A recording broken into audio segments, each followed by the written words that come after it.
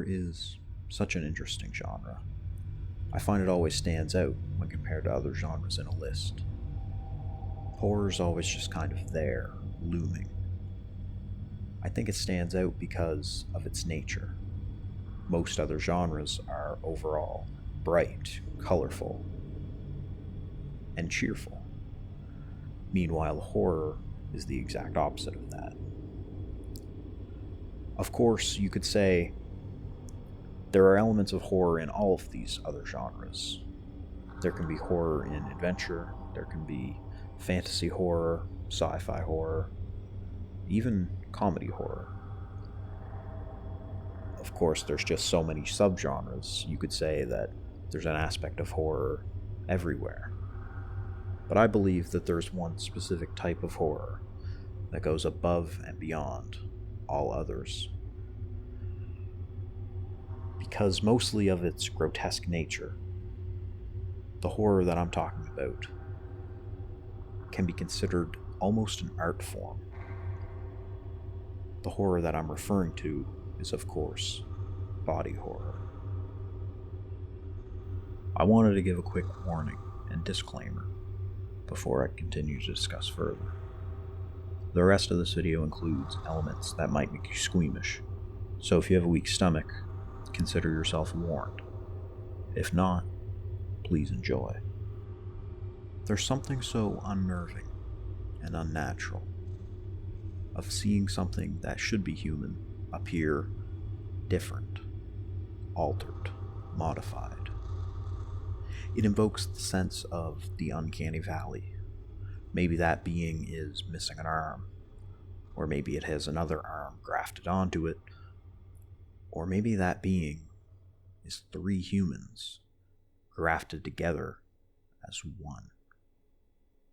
The notorious film The Human Centipede plays with this idea in a unique, albeit gruesome way.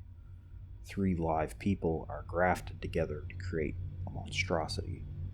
It's disgusting and mentally distressing, but from a horror standpoint, it's an artistic choice.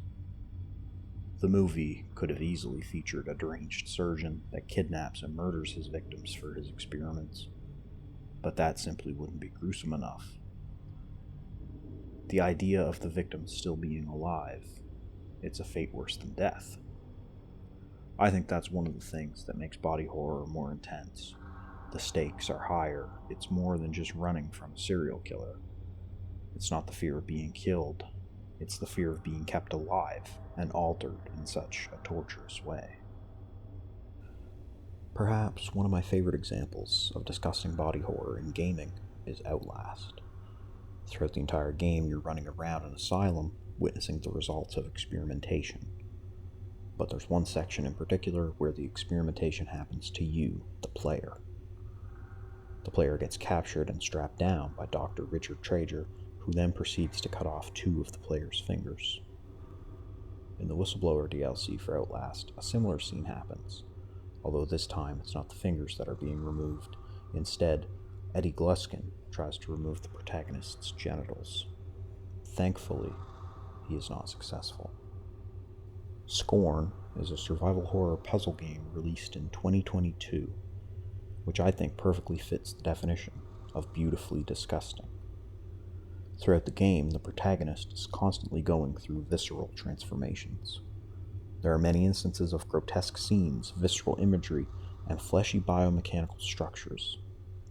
And that's where this game thrives. The gameplay isn't anything special, and the story is quite obscure, but the visuals make up for all of that. Think of it as more of a gross art piece rather than a game. One particular aspect that I think makes body horror scary is the aspect of helplessness. The Resident Evil franchise is technically body horror, as it contains many mutations and bioweapons, but it doesn't feel the same though. I think this is because you are given weapons to fight off the horrors with. Meanwhile, in Outlast, you have no means of protection. The only thing you can do is run and hide. Body horror tends to hold a mirror to our anxieties about identity, technology, and what we perceive to be human.